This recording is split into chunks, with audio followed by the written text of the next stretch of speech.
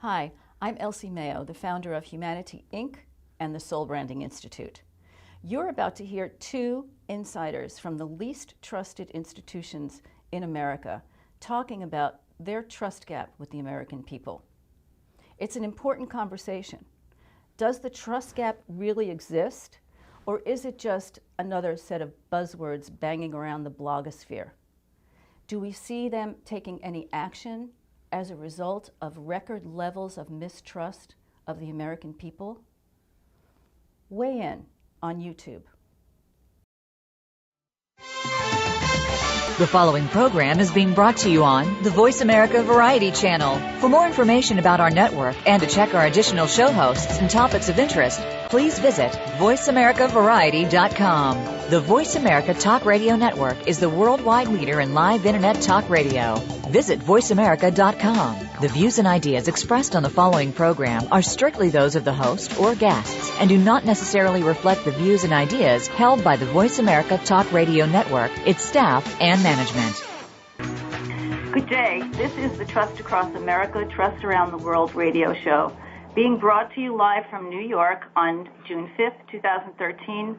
I'm Elsie Maio, your host, founder of the Soul Branding Institute and Humanity, Inc., and today we're exploring the topic of the trust gap in America. With me are two guests, themselves both insiders and observers of this trust gap in the media industry and in finance. First, David Brancaccio brings an insider perspective of trust from the media industry. He's the celebrated broadcaster who rouses millions of people each day with the Marketplace Morning Report from American Public Media.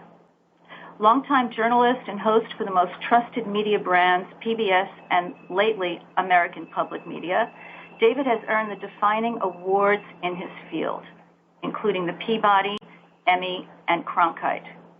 He lectures widely on the future of the economy and role of journalism in a democracy. Last year, David released the documentary film, Fixing the Future. Hello, David. Hello there. Great to be here. Thank you.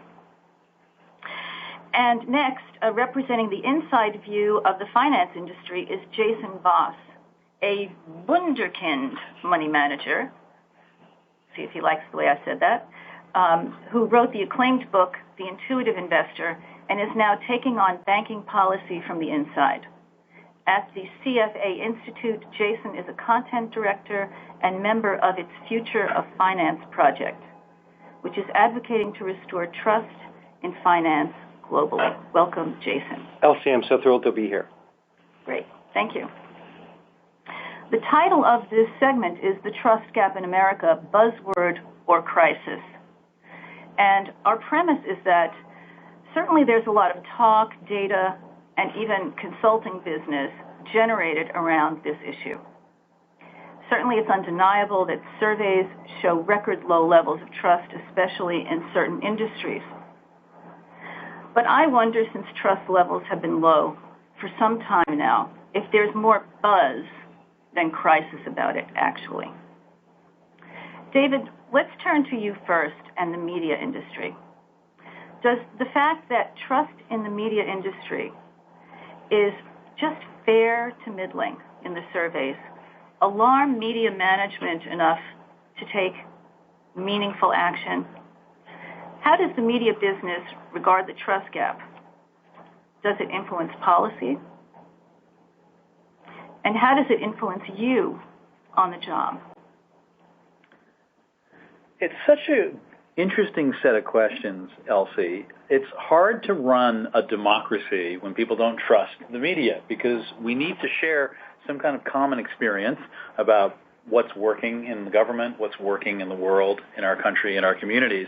And if we don't agree and we can't all collectively at some level trust the data that we're getting in, it's very hard to sort of coalesce and deal and come together on planning for public policy. I guess, blessed to work for the television show that was tied with one other television show as the most trusted news television show in the entire country on any network. It was the PBS show that I did for a while. It's a huge honor. I'm never quite sure what it meant, but there was, in fact, data gleaned from talking to opinion leaders. It wasn't sort of anybody. It was people in government, people in corporate America. We were trusted. And I'm also extremely blessed to be now in public radio, which enjoys much higher levels of trust than some other media outlets.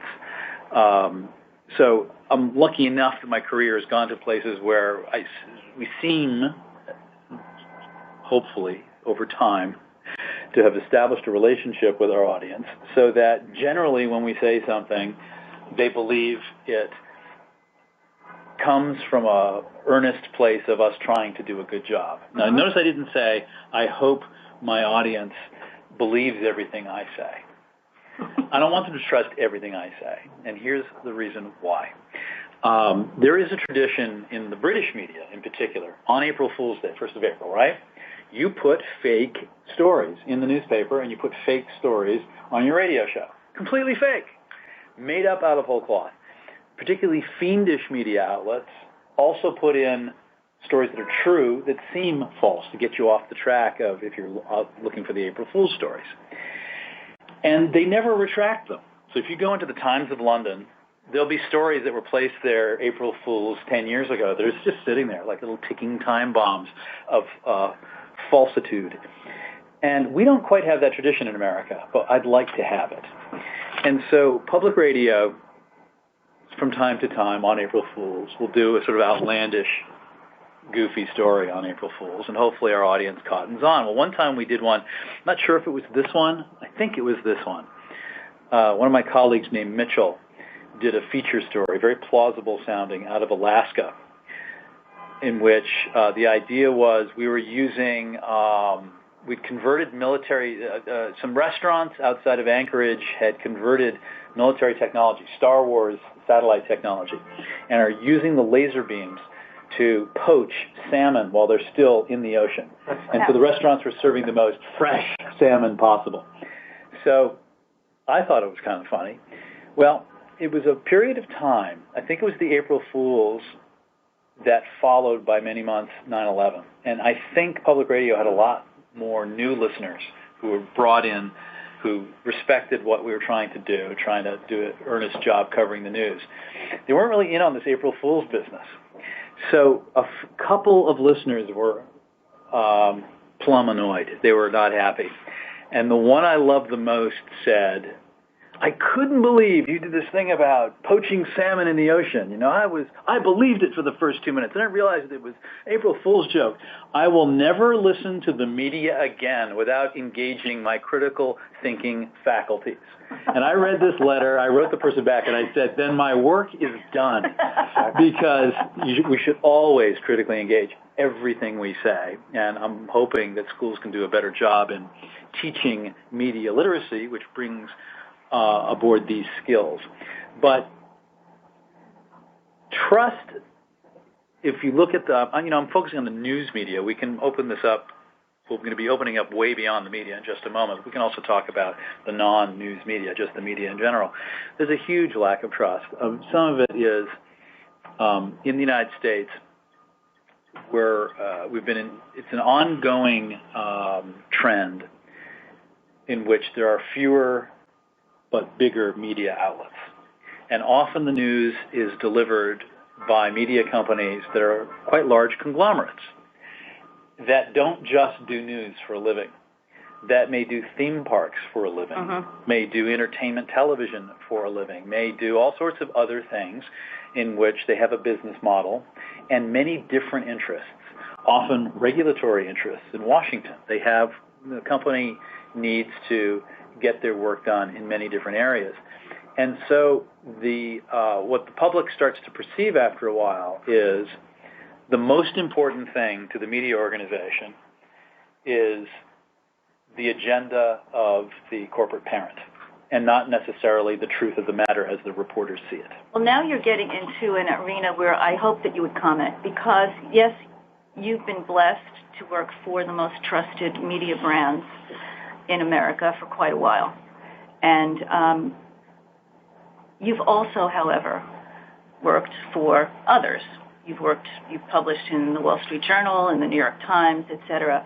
So I'm going to ask you to think about, when you think about those others outside of PBS or American public media who don't have the same levels of trust, as an insider who's been around the biz for a while, what does it take for management to actually take action in those areas? But I'm going to ask you to think about it for a minute while we go to Jason. So Jason, I would pose the same question to you. How does the financial industry regard the trust gap? Now, keeping in mind that the financial industry is bouncing at the bottom of all the surveys. They are indeed. And have been since about 2008. And even though Gallup, in its survey, and there are plenty of surveys, they all corroborate each other, whether it's Edelman or Gallup or Harris, Gallup says that was a defining moment in 2010, where bank leaders have the opportunity to influence their future and the world's economy. There's little room for error, and there's no political safe haven. Excuse me. It's 2013. Has much really changed? How does the trust gap actually affect decisions that are made in the financial services industry?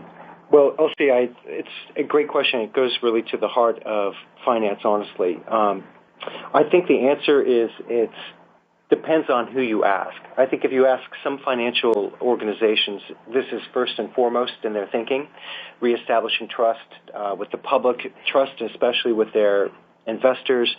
But there frankly is not an across-the-board buy-in, and there really is not a global dialogue by the financial industry about this. And I know you and I have talked before about this very issue, and CFA Institute, for whom I work and share a lot of my life with, has a project right now called The Future of Finance. And we're trying to rectify this gap, and we're trying to convene a global dialogue about this issue of trust, because you're absolutely right. Every single piece of survey data that's out there shows, in fact, that finance is the least trusted industry, scoring only slightly better than politicians in terms of trust. And tobacco. And tobacco, right. So one of the things that we're trying to do is have a conversation with the general public, with regulators, with industry itself. And to that end, we've created this Future of Finance project. And one of our first deliverables is a statement of investor rights. I want to hear about that, but Yeah, I would like to hear about it later, because that's the good news. First, I thought we'd start with the bad news. Yeah, the bad news is that there's no global conversation really taking place, and if it were, you would see it more in advertising. You would see more support for having a cross-industry discussion. You would see politicians taking up the issue because the financial industry would be advocating for such a conversation, and we just don't see that. Right. Now, so before you went to the CFA Institute, you were a very, I use the word wunderkind, and I meant it. You scored some amazing results for the funds that you managed, and in fact retired and wrote a book called The Intuitive Investor, which is another piece of good news, so we're saving it to the end. But you know the inside out of Wall Street. You know how decisions are made. I do. How is something like the trust gap regarded, discussed, considered, if at all, in those decision-making groups on Wall Street? What's your sense? My sense is that... Does it ever come up? Yeah, it comes up all the time, and it can't help but be brought up because the general public has it first and foremost on their mind, and those are the folks that they're trying to win over as customers or preserve as customers. Unfortunately, most of the conversations that you have with insiders, they will acknowledge it privately that it's an important issue. Unfortunately, most of those private acknowledgments take on the tack of, well, as soon as the equity markets recover, we're certain to have a recovery in trust. So they tend to think that trust is another way of saying people are upset that their accounts have lost money. And they make those sorts of statements in the face of much qualitative survey data that proves otherwise. And, I've done my own research for our Future of Finance project, and I've been able to demonstrate that there's still a lot of money sitting on the sidelines. People have not come back, especially for the riskier assets. So I wish I could say that finance was having an intelligent, meaningful conversation about this, but my impression is that it's at the nascent stages, and sadly we are 4 to 5 years past the events that led to the Great Recession. So now you've segued into the second part, which is what are the consequences? We're back, and for Jordan Kimmel, this is Elsie Maio with David Brancaccio and Jason Apollo Voss, and we're talking about the trust gap in America as it manifests in the media industry and finance industry. And we'll resume where we left off, which is with a discussion of consequences. Jason? Well, the consequences are fairly large, and I'm actually going to take this from the high-level sort of macro view to sort of a personal view. My own view of trust is that essentially what it is when people trust folks, they allow themselves to become more and more vulnerable, and they open themselves up more and more to that person. And this happens in business, it happens in personal relationships like friendships, spousal relationships, etc. And unfortunately, what happens is when you betray trust, you usually are doing it in a situation in which people are unbelievably vulnerable. Now, if we scale this up from that personal level to a business type level, you're looking at consequences in the trillions of dollars. And it's unbelievably difficult to recoup. If you look at, for example, the peak in global equity values, which took place on the 10th of December 2007, when global equities were worth approximately $30 trillion, to the decline on 9 March of 2009, when equities were globally worth about $14 trillion, looking at a loss 455 days in a row of a Bill Gates-sized fortune. Much of that money has still sat on the sidelines, and I would argue it's because people were personally wounded by some of the activities that they saw.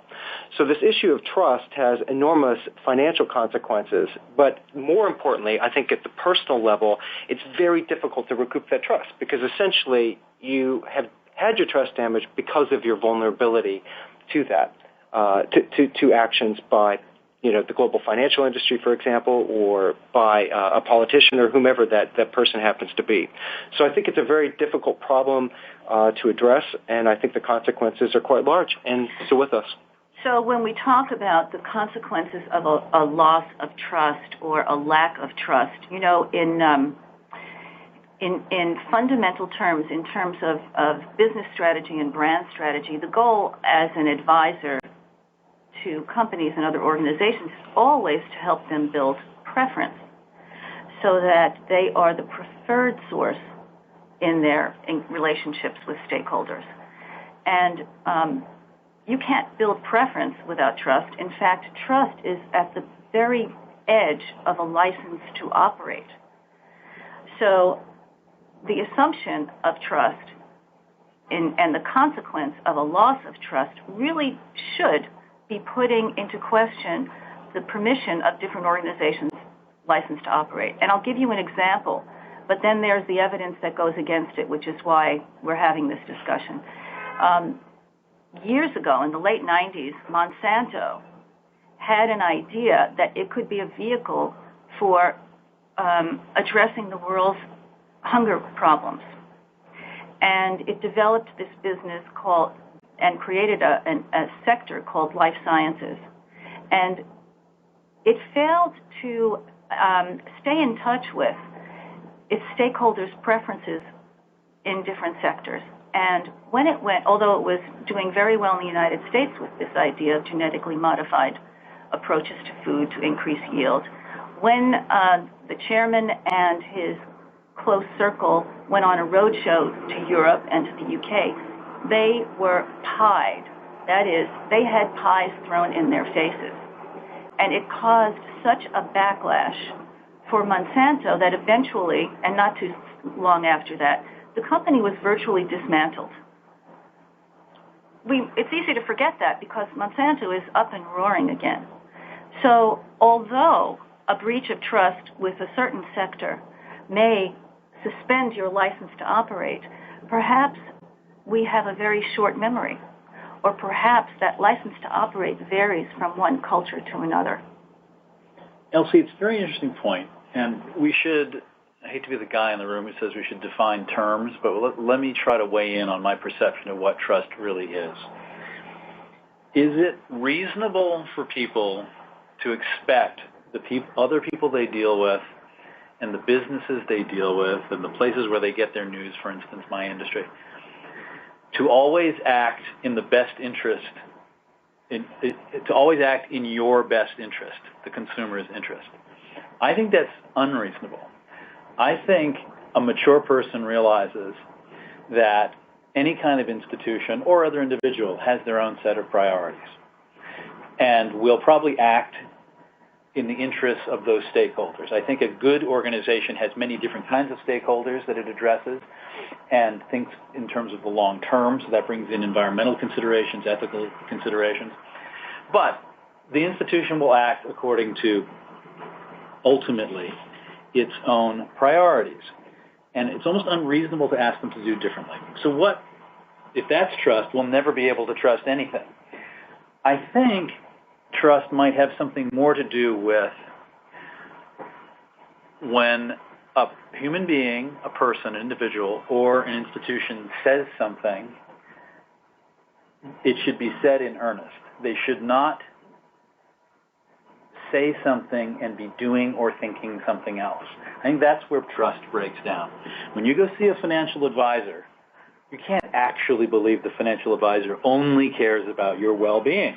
They also care about their own well-being and their shareholders' well-being and other stakeholders.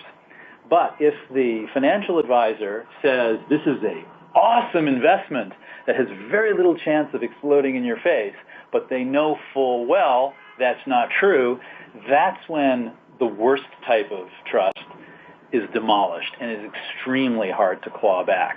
So a lot of it is telling the truth in your relationships. Yep. This is risky. I'm recommending you do this, but there are risks. People respect that and can still trust a person who says that. Mm-hmm. But if you're dealing with a company where emails show that the person was meaning exactly the opposite of what they're telling you, that's where the systems really break down. Mm-hmm. And companies that understand that you're sort of accountable for what you're promising, Mm-hmm. And that it's almost impossible to fix once that has been betrayed, it makes people a little bit more precise in, well, what am I conveying here? Am I being?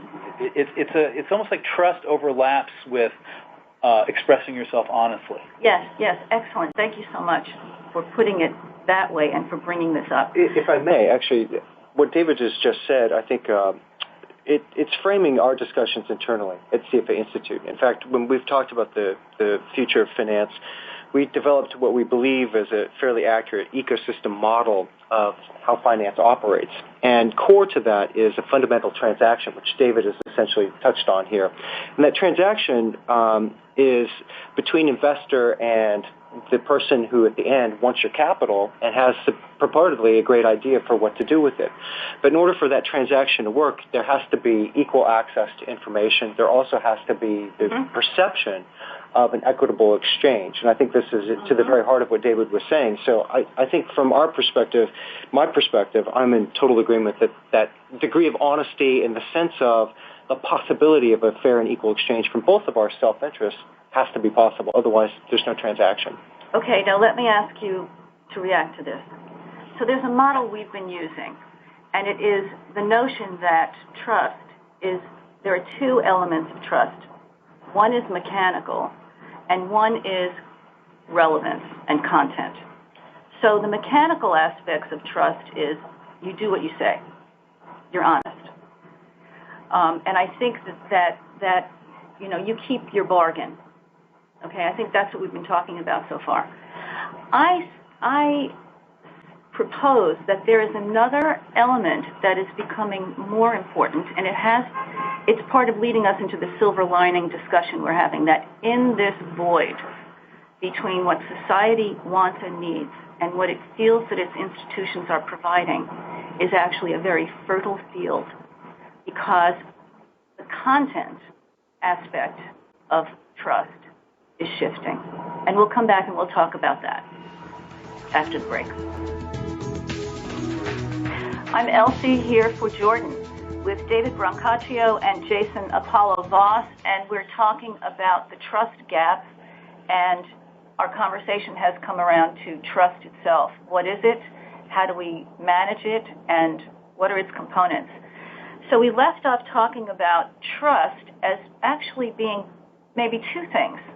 One, a mechanical aspect, like you do what you say and you keep your end of the bargain in a manner that is predictably going to happen. But I wonder if there's not a second piece that's becoming more important, which is what we refer to as the content of trust and the relevance of what it is that you're doing, not just that you do it predictably. And this is the place where I think there might be a silver lining in the trust gap.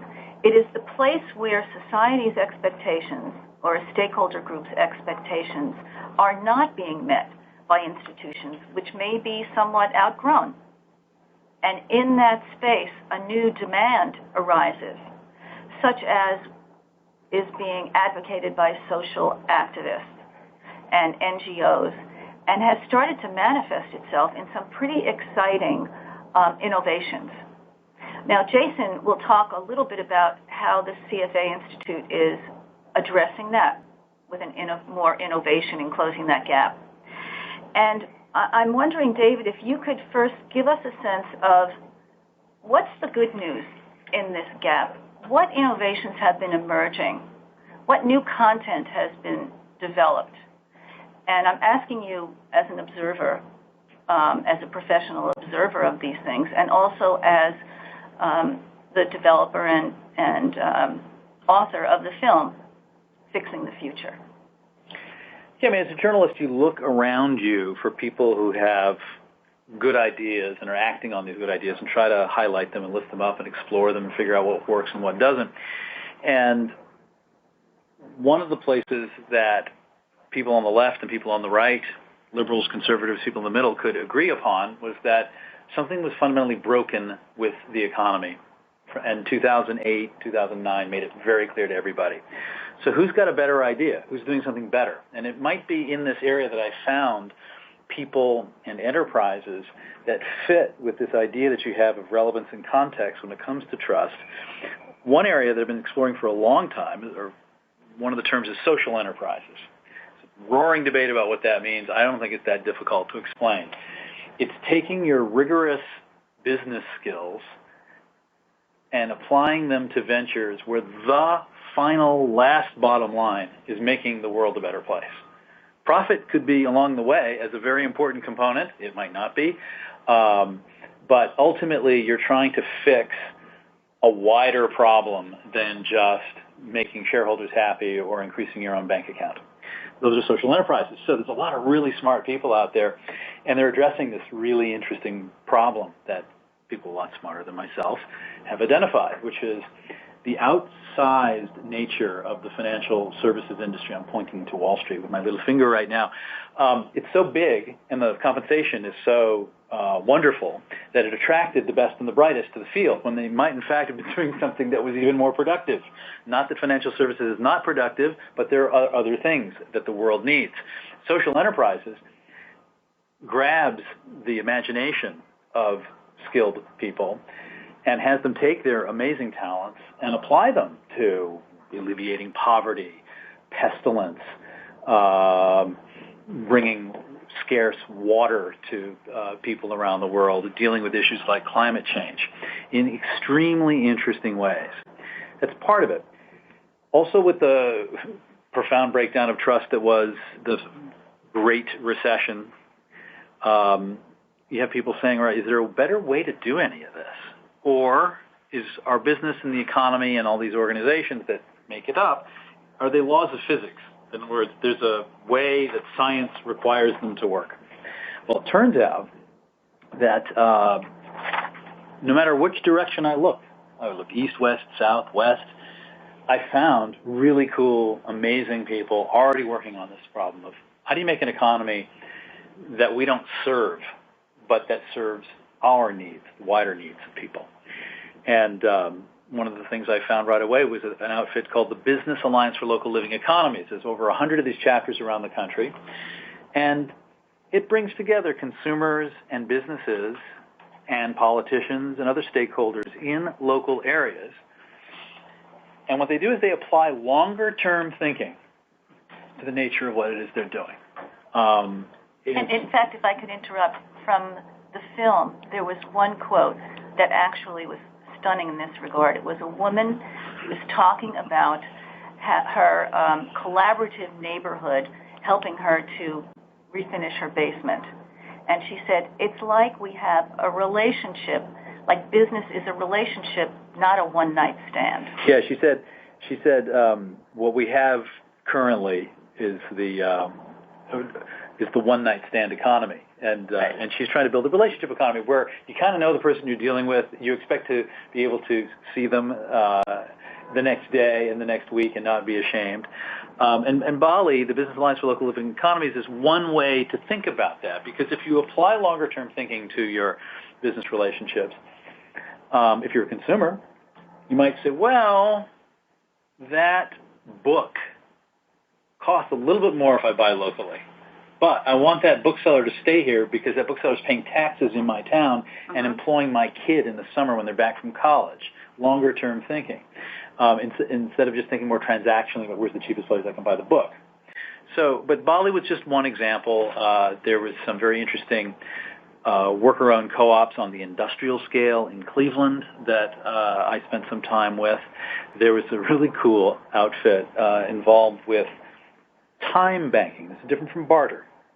Barter could be taxed by the IRS. It's just, I will offer you my trailer hitch in return for you giving me your wagon. The time banking is everyone has skills. Everyone has skills to offer, and you do an hour of it. It goes in a bank. It's accounted for, and you can draw on other people's skills. And what it turned out to be is a social capital generation device. It brought people together to sort of interact and talk about, is this closer to the economy? And the thing is, you have to trust. Your theme is trust. You have to trust people to do this. If I offer handyman skills and I want to come over to your house to do them, to swap for some other hour that someone else can donate, you better trust that I will do it and that I'm a good, upstanding human being. Right. So in that business model, trust is a very personal thing. We'll talk about that a little bit later. Thank you for sharing that. In addition to those alternative local economic models, I know that you've pointed out in your movie and on your shows, that there are also these alternative metrics that are emerging that allow traditional businesses to try and start moving in the direction of beyond financial fundamentalism, as my friend Doug Smith calls it, and to help businesses expand what it is that they're looking to put on the bottom line, such as Hazel Henderson has been advocating for so long with the Quality of Life Index, for example, that she developed with Calvert. And did you have a thought you wanted to finish, or are we ready to go to Jason? Well, I think we should go to Jason in just a second. It's just yes, you get what you measure, and if you only measure dollars changing hands, you get a GDP, and we know that GDP can go up, and people's well-being does not. So it's fascinating to watch other people pursue other things to measure that could, in fact, lift us up rather than bring us down. Yeah, I think, David, when you talked about the social enterprises, what's interesting about them to me is that they've made explicit what is implicit in the global economy everywhere, and that is that even your outsized corporations like Walmart or Tesco in the UK or wherever you look, they actually happen to be history's vastest, most large cooperatives. What else could you call Walmart's 300,000 plus employees working toward a particular end? And so while they measure themselves with profitability, they are in fact vast cooperatives. But what's missing, and what the social enterprises have, is that if you talk to a Walmart executive, they don't talk about the cooperative aspects of what they do as a business. And so you have this operating in the background. And for me, it's like, how do we spend some energy and some space to try and get people's consciousnesses to sort of focus on those aspects as well, because there's a resistance to that cooperation aspect. But everything that you described is essentially a cooperative element. And we talked about it a little bit earlier when we were talking about capitalism is essentially buyer and seller transacting, and trust has to be present in order for that to occur. That's a cooperative, consensual transaction as well. That's the very beating heart of capitalism, but there's zero appreciation for it. And mostly when people think of capitalism, they think of it as another way of saying competition, and it's cooperative as well. Well, I appreciate your pointing that out, that in any enterprise there's going to be cooperation and collaboration in order to make everything run well. But I don't think that you're suggesting that Walmart in any way is cooperative in the sense that with a big C, as part of these new movements that are emerging, where people actually share equally in the benefits and determine the policy of the organizations. Walmart is kind of notoriously not that. Yeah, what I'm saying is that it's happening anyway. Walmart is a vast cooperative. How else would you wrangle and ask 300,000 people to work together for a profitable end? So what I'm saying is that this is a force that's present, but there's zero awareness of it. And what I'm trying to communicate is that if, in fact, businesses began to realize that they're also operating at a cooperative level rather than looking for a competitive solution to every problem. So, for example, if a regulator approaches them about, trying to wrangle in or limit what they have seen previously as a profitable business line, their inclination is to look for a competitive solution as opposed to a cooperative solution. Okay. So what I'm saying is that it's present, but there's zero appreciation for it. It's definitely not on the tips of the tongues of business. I'm offering this up as a silver lining, that it's there is sort of the hidden partner, but there's not an appreciation for it. And what can we do personally to make people aware of the fact that cooperation is an equally powerful outcome? So what you're reminding me of, Jason, is what we've discovered in our research for 20 years, which is that there is a latent humanity in every organization, a latent sense of humanity. You're pointing out the fact that there is cooperation. If there's a value system that includes cooperation, it's there. It may not be prominent, and it may not be driving decision-making and policy-making of the organization from top to bottom, but that there are human values present within organizations that people, in many ways, are yearning to express. I think you're absolutely right, Elsie. And in fact, regardless of where you look and you're looking for that cooperation, it exists. Even mathematical models have demonstrated that cooperation is actually the way to win a classic problem in game theory, which is a mathematics of basically you sell out other people and you treat them unfairly. But that result is only true in one instance, when I never see that person again. If you see that person again, cooperation trumps every single time. That's so interesting. And there you have it. I mean, if I can be so bold as to talk about the financial services industry and this one-night stand idea, if you think you're never going to see them again, you may not actively manage trust and the trust gap. Jason, silver linings on the financial industry side. What's your point of view about what is now, I think, being referred to as sustainable, responsible impact investing? Is that good news? I know it used to be called SRI, and Cliff Feigenbaum of the Green Money Journal recently told me, well, we're now calling it sustainable, responsible impact investing. Does this have the potential to become a force? Well, I'm going to answer personally here. So I'm taking my institutional hat off. And the reason I'm answering personally is because I think CFA Institute talks about SRI investing, but I don't know that we have necessarily an official point of view. My own personal point of view is that it's an issue of nomenclature. I think that people, if they actually understood what it really meant, they would be an advocate for it. More on that when we come back, though. I can hear we need to take a break. We'll be back. We're back. This is Elsie Maio for Jordan with David Brancaccio and Jason Apollo Voss. And Jason, please pick up where you left off. Yeah, sure. I was saying that sustainable investing, I think, is unfortunately an issue of nomenclature. When people hear it, if they are opposed to it, they generally speak are rejecting it based on a value system that they think is contrary to their own. They reject it because they think it's a tree-hugging hippie movement. Yet if you actually look at any sort of model of resources, including technology to make the better use of those resources, the natural conclusion is eventually you will have to find a way to reuse them. You cannot use them all up. I think it's a given that we're all on a fixed-size planet Earth, and so consequently you can't help but be an investor and be somebody who's interested in sustainability. Yet the discussion all too often, becomes a polemic one with various sides staking out their positions, and they argue it. And so my own view is that it will win the day because the problem is not going away. The problem is born of a lack of thinking in terms of sustainability are not going away.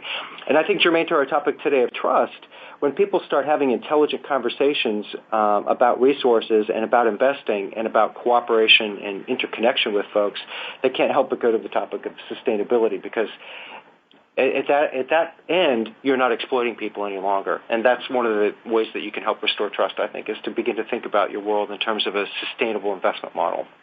Also, it's a little hard to pretend that there's a relationship of trust between an investor and the company if a number of investors are saying there's something very important to us that we want to talk to you, the company, about, that we'd like you to perhaps consider doing differently. And it's about some dearly held values that we have as investors. And if the company's response is, if you don't like what we're doing, sell us and buy something else, doesn't sound like a relationship of trust. That's a really great point. And that attitude just might be an anachronism right now. And I'm, for a lot of reasons, but I'll just cite one in particular. And this is results that came from both Harris and Edelman recently in their trust surveys, that the drivers of either great companies, according to Harris, or the attributes that people are looking for to build future trust from companies now have an added component in addition to being admired, doing what you say you're going to do, and it is that content component again. It's the social role. It's the social role of this business, that a business plays a valuable social role, that it's a good company to work for, that I have a good feeling about the company. So it looks like filling in this trust gap could be the silver lining if companies will listen. And what will it take to listen? It'll take some humility, and it will take cultivating a new set of values and a new management approach. David, last week on your show, you told a story, actually described and had a reporter talk about a paper company in Malaysia that had done the right thing. It had changed its practices where it was not clear-cutting. It had taken a very considered decision to stop that and to invest in what's called sustainable forestry. And that means that they found trees that grow fast and replace themselves quickly. And so they converted their processes to that, probably at huge cost, and felt that they were on their way, and now they're a sustainable company and probably ranking very high on those sustainability lists, right? However, it was discovered that that particular species of tree was sucking up more water than the ecosystem could support. And activists came to the company and said, you got to change this. And the company initially took a very resistant point of view, saying, what do you mean? We're sustainable forestry now, according to all of the standards. And that's the moment of choice. And that's the moment of choice that I think we all have with trust. When somebody comes to you and says, I know you're doing your best, but it's still not working. It's at that point where humility plays a role. Yeah, I mean, it's sometimes tough to ask these thrusting, powerful executives to be humble or to find much humility. But many what resonates with many is the ability to listen, because if you're listening carefully to your stakeholders, you get intelligence that can protect you from making really bad mistakes that can cost you money.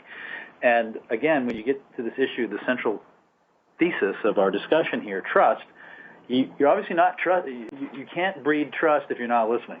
If you have a relationship with someone and they're saying something that they feel is important, and you're not listening, it doesn't lead toward trustworthiness. Thank you. And we're coming toward the end of our segment, but it leads us beautifully into something that Jason has done personally, and in writing this book, The Intuitive Investor, where you talk about the individual's role.